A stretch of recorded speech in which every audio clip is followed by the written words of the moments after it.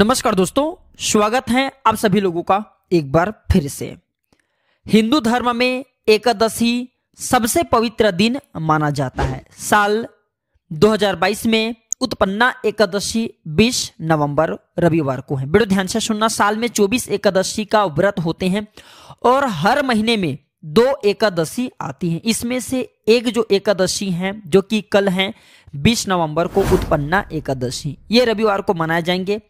पौराणिक मान्यता के अनुसार इस दिन एकादशी माता का जन्म हुआ था, इसलिए इसे उत्पन्ना एकादशी के नाम से जाना जाता है। उत्तर भारत में इस एकादशी को मार्गशीर्ष के महीने में मनाया जाता है और दक्षिण में इस एकादशी को कार्तिक के महीने में मनाया जाता है। जैसे कि हम सब लोग कार्तिक के महीने में मना चुके हैं, लेकिन इसे अलग अलग प्रांतों में, जगहों में अलग अलग हिसाब से मनाए जाते हैं। उत्पन्ना एकादशी को लेकर के ऐसे मान्यता है कि इस दिन जो भी उपवास रखता है उसकी जिंदगी से हर कष्ट दूर हो जाते हैं। इस व्रत के बारे में कहा जाता है कि जो कोई भी व्यक्ति एकादशी का व्रत करने के इच्छुक हैं उन्हें उत्पन्ना एकादशी से ही व्रत की शुरुआत करना चाहिए। तो उत्पन्ना एकादशी के शुभ मुहूर्त जान लेते हैं।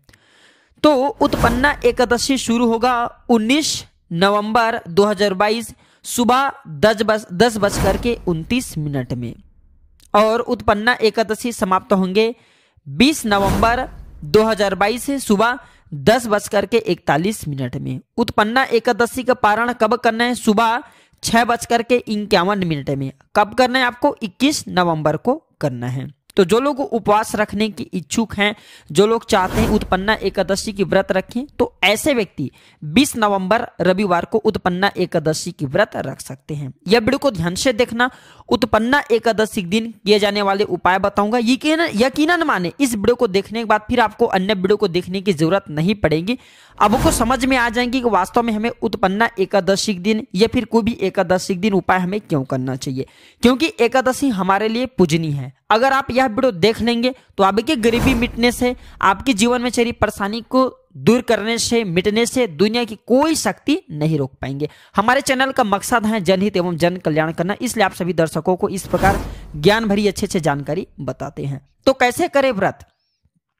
उत्पन्ना एकादशी के दिन ब्रह्म मुहूर्त में स्नान करने के बाद साफ वस्त्र पहने और व्रत का संकल्प ले। एकादशी व्रत से एक दिन पहले 10वीं की रात को गलती से भी तामसिक भोजन मत करना।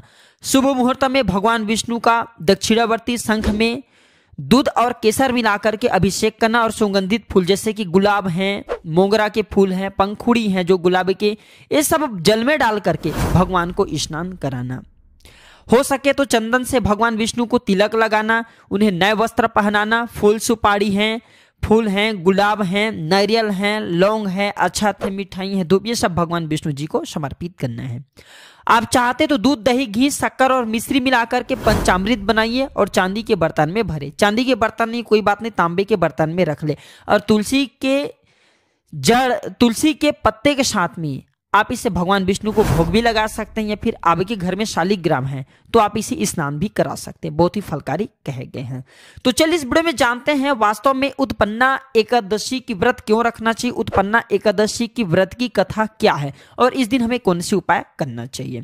अभी तक कमेंट बॉक्स में ओम नमो भगवते वासुदेवाय नहीं लिखे तो ओम नमो भगवते वासुदेवाय जरूर लिखना। अगर आप ऐसा नहीं लिखते हैं तो मैं समझ जाऊंगा कि आप भगवान विष्णु जी के भक्त नहीं है। तो ये बात सर्वप्रथम समस्त जितने भी संत महात्मा थे उसने सूत जी से कहे कि महाराज उत्पन्ना एकादशी के बारे में हमें कोई आप जो है कथा बताइए।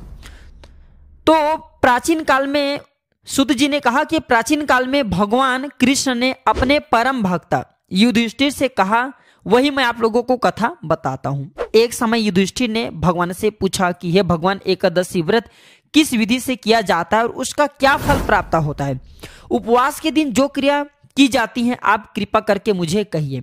यह वचन सुनकर के श्री कृष्ण ने कहने लगे कि हे युधिष्ठिर, मैं तुमसे एकादशी के व्रत का महत्व कहता हूं, ध्यान से सुनो। तो आप सभी दर्शकों को ध्यान से यह कथा सुनना है। ऐसा भी बताया जाता है इस कथा के श्रवण मात्र से अभी के सारे पाप धुल जाएंगे। पूर्व समय में किए गए पाप हैं, पूर्व समय में किए गए हैं जो दोष होते हैं वह भी दूर हो जाते हैं। और इस कथा को ध्यान से सुनने मात्र से व्यक्ति को धन्य धन्य पुत्र पौत्र सबकी प्राप्ति होती है, स्वयं भगवान श्री कृष्ण ने युधिष्ठिर को कहे हैं। तो यह कथा ध्यान से सुनना और ओम नमो भगवते वासुदेवाय कमेंट बॉक्स में लिख दीजिए। तो भगवान श्री कृष्ण कहते हैं कि सर्वप्रथम हेमंत ऋतु में मार्गशीर्ष कृष्ण एकादशी से इस व्रत को प्रारंभ किया जाता है। दशमी को सायंकाल भोजन करने के बाद अच्छी प्रकार से दातुन करें ताकि अन्न का जो अंश है ये मुंह में न रह जाए। और रात्रि को भोजन कदापि न करें, न अधिक बोले।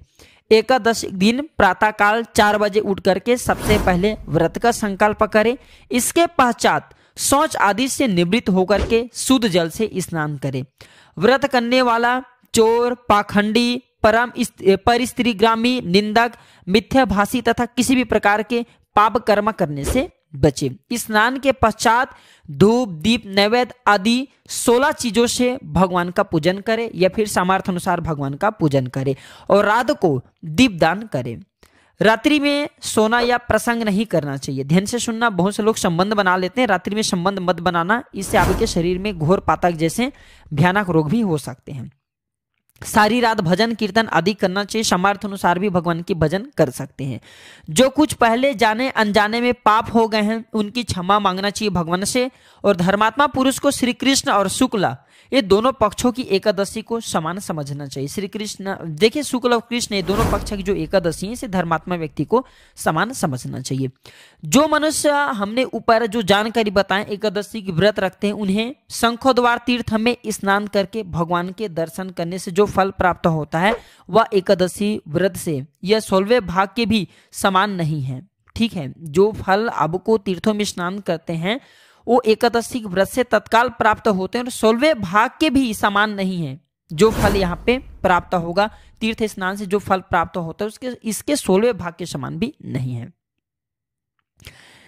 व्यक्तिपाद के दिन, ध्यान से सुनना है, व्यक्तिपाद के दिन दान देने का लाख गुना फल प्राप्त होता है। एकादशी व्रत रखे हैं तो पारण के बाद आप जो दान दे सकते हैं उसी दिन भी दान कर सकते हैं। ऐसा भी माना जाता है कि संक्रांति से 4 लाख गुना तथा सूर्य चंद्र ग्रहण में स्नान दान से जो पुण्य प्राप्त होता है वही पुण्य एकादशी के दिन व्रत करने से मिल जाता है।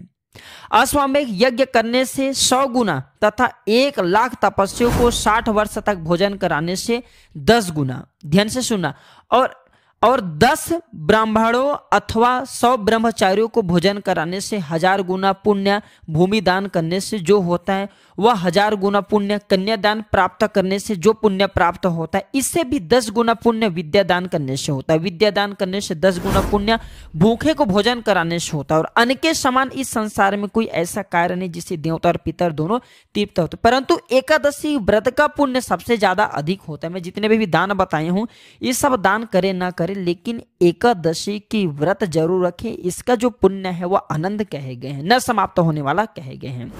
हजारों यज्ञों से भी अधिक इसका फल प्राप्त होता है। इस व्रत का प्रभाव देवताओं को भी दुर्लभ है। रात्रि को भोजन करने वाले को उपवास का आधा फल मिलता है। दिन में एक बार भोजन करने वालों को भी आधा ही फल प्राप्त होता है। जबकि निर्जला व्रत रखने वाले जो लोग निर्जला व्रत रखते हैं एकादशी को उन्हें देवता के समान ही पुण्य की प्राप्ति होते हैं। अंत में मृत्यु के पश्चात ऐसे व्यक्ति को देव योनि की प्राप्ति होते हैं। ये कुछ मैं महत्व बताए हूं। चलिए अब कथा की ओर चलते हैं। भगवान कहते हैं, भगवान श्री कृष्ण के हे युधिष्ठिर, सतयुग में मूर नाम का दैत्य उत्पन्न हुआ। वह बड़ा बलवान और भयानक था। उसके प्रचंड दैत्य ने इंद्र, आदित्य, वसु, अग्नि आदि समस्त देवी देवताओं को पराजित करके भगा दिए, इंद्रस्थ से भगा दिए, इंद्र के आसन से भगा दिए। तब इंद्र सहित सभी जितने भी देवी देवताओं थे ये भयभीत होकर के भगवान शिव के चरण में गए। भगवान शिव के शरण में गए तो सारा वृत्तांत कहा और बोले कि हे कैलाशपति, मूर दैत्य से भयभीत होकर सब देवता मृत्यु लोक में फिर रह रहे हैं। तब भगवान शिव ने कहा कि हे देवताओं, तीनों लोकों के स्वामी, भक्तों के दुखों का नाश करने वाले भगवान विष्णु की आप जो है शरण में जाइए, वही तुम्हारे दुखों को दूर कर सकते हैं। शिव जी के ऐसे वचन सुनकर के सभी देवता क्षीर सागर में पहुंचे, वहां भगवान को शयन करते देख हाथ जोड़कर उनकी स्तुति करने लगे। देवताओं द्वारा स्तुति करके, ध्यान से सुना, देवताओं द्वारा स्तुति करने योग्य जो बन पड़े, देवताओं ने स्तुति की और कहा कि मैं आपको बारंबार प्रणाम करता हूँ भगवान, देवताओं की रक्षा करने वाले मधुसूदन, आपको नमस्कार है, आप हमारी रक्षा करें। देवताओं से भयभीत होकर हम सब आपकी शरण में आए हैं। आप इस संसार के कर्ता, माता पिता, उत्पत्ति और पालन करता, संहार करने वाले, सबको शांति प्रदान करने वाले हैं। आकाश और पाताल भी आपकी हैं। सबके पितामह ब्रह्मा, सूर्य, चंद्र, अग्नि जितने भी हैं, होम, आहुति, मंत्र, तंत्र, जप, यजमान, यज्ञ, कर्म, कर्ता, भोक्ता, सभी आप हैं। भगवान आप सर्वव्यापक हैं। आपके सिवा तीनों लोक में चर तथा अचर कुछ भी हैं, सब आप ही हैं। हे भगवान, दैत्यों ने हमको जीत करके स्वर्ग से भ्रष्ट कर दिए हैं और हम सब देवता इधर उधर भागे भागे फिर रहे हैं। आप उन दैत्यों से हम सबकी रक्षा करें। इंद्र के ऐसे वचन सुनकर भगवान विष्णु कहने लगे, भगवान विष्णु योग निद्रा से जागे और बोले कि हे इंद्र, ऐसा मायावी दैत्य कौन है जिसने सब देवताओं को जीत लिया? उसका नाम क्या है? उसका कितना बल है और किसके आश्रय में है तथा उसका स्थान कहाँ है? यह सब मुझसे कहो। भगवान के ऐसे वचन सुनकर इंद्र बोले, भगवान, प्राचीन समय में एक नांडी जंग नामक राक्षस था। उसके महापराक्रमी और लोक विख्यात मुर नाम का एक पुत्र हुआ। उसकी चंद्रावती नाम की नगरी है। उसी ने सब देवताओं को स्वर्ग से निकालकर वहां अपना अधिकार जमा लिया है। उसने हमें अग्नि, वरुण, यम, वायु, ईश, चंद्रमा, नृत्य आदि सब जितने भी देवी देवता हैं सबको परास्त कर बैठे हैं। सूर्य बनकर स्वयं ही प्रकाश करता है, स्वयं ही मेघ बन बैठे हैं और सबसे अजय हैं। ये असुर बहुत ही दुष्ट हैं, दुराचारी हैं, देवताओं को मार करके ये अजय बन चुका है। यह वचन सुनकर भगवान ने कहा कि हे देवताओं, मैं शीघ्र ही उसका संहार करूंगा, तुम चंद्रावती नगर जाओ। इस प्रकार कहकर भगवान विष्णु जो है सभी देवी देवताओं को चंद्रावती नगर भेज दिया। सभी देवी देवताओं चंद्रावती नगर प्रस्थान किए। उस समय दैत्य मुर सेना सहित युद्ध भूमि में गरज रहा था। उसकी भयानक गर्जना सुनकर सभी देवता भय के मारे चारों दिशाओं में भागने लगे। जब स्वयं भगवान रणभूमि में आए तो दैत्य उन पर भी अस्त्र शस्त्र आयुध लेकर दौड़ पड़े। भगवान ने उन्हें सर्प के समान अपने बाणों से भिंद डाला। बहुत से दैत्य मारे गए, केवल मुर बचा रहा। वह अविचल भाव से भगवान के साथ युद्ध करता रहा। भगवान जो जो तीक्ष्ण बाण चलाते रहे वह उसके लिए पुष्पसिद्ध होता रहा। उसका शरीर छिन्न भिन्न हो गया, किंतु वह लगातार युद्ध करता रहा। दोनों के बीच मल्लयुद्ध हुआ। भगवान विष्णु तथा मुर के बीच मल्लयुद्ध हुआ। 10,000 वर्ष तक उनका युद्ध चलता रहा, किंतु मुर नहीं हारा। थककर भगवान बद्रिका आश्रम चले आए। वहां हेमवती नामक सुंदर गुफा थी, उसमें विश्राम करने के लिए भगवान उसे अंदर प्रवेश कर गए। उसके अंदर भगवान जो है प्रवेश कर गए गुफा के अंदर, और यह गुफा 12 योजन लंबी थी। उसका एक ही द्वार था। विष्णु भगवान वहां योग निद्रा की गोद में सो गए। मुर भी पीछे पीछे आ गए और भगवान को सोया देखकर मारने का उद्यत हुआ। तभी भगवान के शरीर से उज्जवल कांतिमय रूप वाली देवी प्रकट हुई। देवी ने राक्षस मुर को ललकारा, युद्ध किया और उसे तत्काल मौत के घाट उतार दिया। श्री हरि जब भगवान विष्णु योग निद्रा की गोद से उठे तो सब बातों को जानकर उस देवी से कहा कि आपका जन्म एकादशी के दिन हुआ है, अतः आप उत्पन्ना एकादशी के नाम से पूजित होंगे। आपको भक्त वही होंगे जो मेरे भक्ता हैं। तांत्रिक ग्रंथों में कहा जाता है कि एकादशी के दिन जो भी उपाय किए जाते हैं वह उपाय बहुत ही फलकारी होता है। इसलिए उत्पन्ना एकादशी के दिन आज से ही व्रत का संकल्प लेना चाहिए। अब से जो बन पड़े सामर्थ्य अनुसार दान दया धर्म करें और आज के ही दिन से व्रत का संकल्प लेने के बाद एकादशी की व्रत का पालन किया जाता है, व्रत रखा जाता है। आइए इस वीडियो में जानते हैं एकादशी के दिन हमें कौन से उपाय करना चाहिए जिससे हमारे जीवन में चले तमाम प्रकार की कष्ट हैं, परेशानी हैं, दुख हैं, बाधाएं, चाहे वह धन संबंधी परेशानी हो, चाहे वह शत्रु संबंधी परेशानी हो, चाहे हमारे शारीरिक पीड़ा हो, सभी प्रकार के दुखों को दूर करने वाला यहाँ पे मैं आप लोगों को 4 से 5 उपाय बताने जा रहा हूँ जो उपाय आपके जीवन में मंगलमय साबित होंगे। फिर से कहना चाहूंगा कमेंट बॉक्स में ओम नमो भगवते वासुदेवाय नहीं लिखें तो लिख दीजिए। तो तरक्की प्राप्त करने के लिए यदि आपका कारोबार मंद चल रहा है या धीमी गति से धन का आगमन हो रहे हैं तो ध्यान से सुनना। उत्पन्ना एकादशी के दिन तरक्की प्राप्त करने के लिए 5 गुंजा फल, ध्यान से सुनना। गुंजा के बीज आपको बहुत ही आसानी से मिल जाते हैं। रेड कलर की होती है, ऊपर में वो जो है ब्लैक कलर की होती हैं। एक वाइट कलर की भी गुंजा आती है, एक रेड कलर की आती है, एक प्योर ब्लैक कलर की आती है। जो भी गुंजा आपको प्राप्त हो, आपको 5 गुंजा की फल लेना है और इसे भगवान विष्णु के सामने में रख करके आपको गुंजा की पूजा करना है। पूजा करने के बाद गुंजा फल को अपनी तिजोरी या गले में आपको रखना है। ऐसा माना जाता है जो गुंजा है तंत्र क्रियाओं में बहुत इसका प्रयोग होता है। ये भगवान विष्णु को बहुत प्रिय है। जब तक यह गुंजा आपके धन पेटी में रहेंगे, यकीनन माने आपको आपके जो कारोबार मंद चल रहे हैं, धीमी गति से चल रहे हो, तेजी से चलना शुरू हो जाएंगे। ये उपाय कीजिएगा, आपको लाभ मिलेंगे। नौकरी या फिर व्यापार में समस्या आ रही है तो एकादशी के दिन भगवान विष्णु जी के सामने में देसी घी का 9 मुख का दीपक जलाएं। देसी घी का, शुद्ध देसी गाय के घी का 9 मुख का आपको दीपक जलाना है। नौकरी या व्यवसाय में जो समस्या आ रही है वह तत्काल दूर होते हैं। यदि धन की कमी से जूझ रहे हैं तो एकादशी के दिन भगवान लक्ष्मी नारायण को केसर मिश्रित दूध से आपको अभिषेक करना है। अगर भगवान विष्णु जी की मूर्ति नहीं है तो भगवान शालिग्राम का मूर्ति होगा, आप उनसे स्नान करा दीजिए। इससे गरीबी दूर होता है और आय के नए स्रोत खुलते हैं। आय के जो साधन होते हैं वह खुलते हैं। दोस्तों, एकादशी के दिन केसर मिश्रित दूध की खीर आपको जरूर बनाना चाहिए, कोई भी विशेष मनोकामना हो तब। इसके बाद 7 छोटी कन्याओं को, ध्यान से सुनना, केवल एक ही एकादशी के दिन करना है। ये उत्पन्ना एकादशी के दिन करना है। आप उत्पन्ना एकादशी चले जाएं तो कोई भी एकादशी के दिन उपाय कर सकते हैं, आपको लाभ मिलेंगे। तो 7 छोटी कन्याओं को अपने घर बुला करके उन्हें खीर तथा भोजन खिलाइए।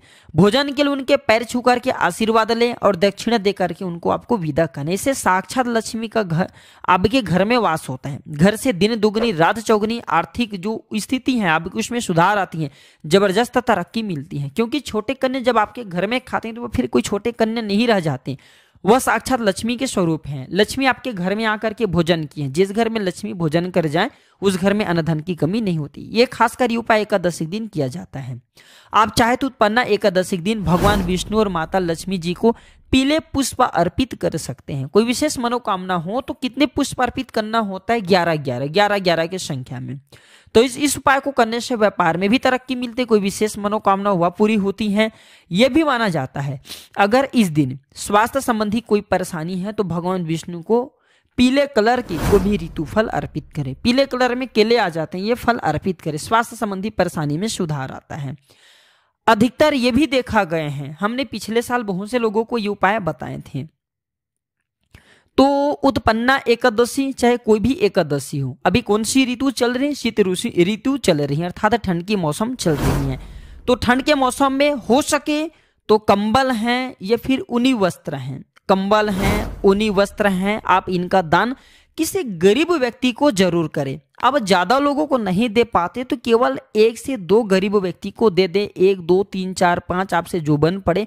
अगर केवल आप एक ही गरीब व्यक्ति को, कैसे गरीब व्यक्ति को देना यो भी सुन लीजिए। जिनके पास पैसा खाने पीने में समर्थमान, ऐसे गरीब को नहीं, जो लाचार हो। जैसे कि आपने सड़क में देखेंगे बहुत से गरीब व्यक्ति होते हैं, आप जिसे पागल समझते हैं, इधर उधर भटकते हैं, खाने के लिए तरसते हैं। आप समझ सकते हैं कि ठंड के मौसम में, ठंड की ऋतु में उन पर क्या बीतता होगा। तो जो पागल हम लोग बोलचाल की भाषा में बोलते हैं, वास्तव में इस संसार में कोई पागल नहीं, ईश्वर अंश जीव अविनाशी, सब में भगवान का अंश है। अगर आप चाहते हैं कि भगवान की कृपा आपके ऊपर तत्काल हो, आपके जीवन में चली परेशानी दूर हो, देखिए अगर अब किसी गरीब व्यक्ति को एकादशी के दिन या फिर एकादशी के बाद भी चले जाएंगे तो ये ठंड के मौसम में अगर कंबल या ऊनी वस्त्र का दान करेंगे, जिसे आप पागल बोलते हैं, जैसे रास्ते में बहुत से लोग घूमते रहते हैं ना, जिनकी थोड़ा सा सोचने समझने की क्षमता कम होती है, तो अगर आप ऐसे व्यक्ति को ऊनी वस्त्र या फिर कंबल दान कर देते हैं तो आप समझ सकते हैं कि आपने उन्हें वस्त्र दान नहीं किए बल्कि साक्षात नारायण को दिए हैं। क्योंकि भगवान बोलते हैं कि मैं सबके शरीर में हूँ, ईश्वर अंश जीव अविनाशी। ठंड में सामने वाले ठिठुरते हैं, ठंड में सामने वाले परेशान होते हैं, उन्हें ठंड की पीड़ा सहनी पड़ती है। सामने वाले को आप ऊनी वस्त्र दे रहे हैं, गरीबों को ऊनी वस्त्र दे रहे हैं। ऊनी वस्त्र धारण करने के बाद उन्हें जो गर्मी प्राप्ति होंगी उससे आपके जीवन में सारी परेशानी दूर होंगी। ऐसा भी माना जाता है कोई व्यक्ति अगर कंबल का दान करते हैं, ऊनी वस्त्र का दान करते हैं शीत के समय में, शीत ऋतु में, तो ऐसे व्यक्ति को पूरे जीवन भर शनि की 7.5 नहीं दस आती। शनि की 7.5 10 है, अढ़ैया पौनी कभी नहीं सताती। दूसरी बात, जो व्यक्ति जैसे कि धनवान बनना चाहते हैं, उनके भाग्य उदय नहीं हो पा रहे, कुंडली स्थिर बैठ चुके हैं, जो ग्रह नक्षत्र हैं एक ही स्थान में बैठे हुए हैं, उनको तरक्की प्राप्त नहीं हो रहे, तो ये दान बिल्कुल करें, आपको तरक्की प्राप्त होना शुरू हो जाएंगे। अगर आपके सोचने समझने की क्षमता कम है, कारोबार में उन्नति नहीं मिल रहे हैं, तो ये दान करने के बाद कंबल या ऊनी वस्त्र गरीब व्यक्ति को दान करें। मैं तो बोलता हूँ रास्ते में, जिसे हम बोलचाल की भाषा में बोलते हैं, जो सोचने समझने की जिनकी क्षमता कम होती है, जैसे हम पागल भी बोल देते हैं, लेकिन ऐसा नहीं बोलना चाहिए। तो ऐसे व्यक्ति को अगर आप ये दान करते हैं तो बहुत ही अच्छा है, क्योंकि एक साधारण व्यक्ति को कोई भी व्यक्ति दान कर सकते हैं, दे सकते हैं, लेकिन एक जो हम बोलचाल की भाषा में बोल सकते हैं, जिनकी सोचने समझने की क्षमता कम होती है, रोड में चलते हुए व्यक्ति होते हैं, ऐसे व्यक्ति को दान करते हैं तो भगवान बहुत जल्दी प्रसन्न होते हैं। आप अपने सामर्थ्य अनुसार देख लीजिए, गरीब व्यक्ति, गरीब को, गरीब ब्राह्मण को, गरीब व्यक्ति को जो आपसे बन पड़े, उन्हें कंबल या ऊनी वस्त्र का दान जरूर करना। बिल्कुल ही भगवान आपके तकदीर बदलेंगे, आपकी किस्मत संवारेंगे, इसमें संदेह नहीं है। और खासकर जो व्यक्ति शीत के समय में अगर ऊनी या फिर रेशमी वस्त्रों का दान करेंगे, तो ऐसे व्यक्ति को धनवान बनने से कोई नहीं रोक पाएंगे। भगवान श्री कृष्ण ने स्वयं कहा, अगर इस दिन कोई व्यक्ति दान करेंगे तो ऐसे व्यक्ति की 7 जन्म की दरिद्रता एवं गरीबी को मैं दूर कर देता हूं, धन दौलत से परिपूर्ण बना करके ऐसे व्यक्ति को मृत्यु के पश्चात, अगर उनकी मृत्यु होती तो मृत्यु के पश्चात मेरे धाम ही सीधे चले आते हैं, अर्थात वैकुंठ की प्राप्ति होती है। तो आज की जानकारी पर समाप्त करता हूं दर्शकों। यह जानकारी कैसा लगा हमें कमेंट सेक्शन में जरूर बताइएगा, और कमेंट बॉक्स में ओम नमो भगवते वासुदेवाय जरूर लिखना। वीडियो देखने के लिए धन्यवाद, नमस्कार।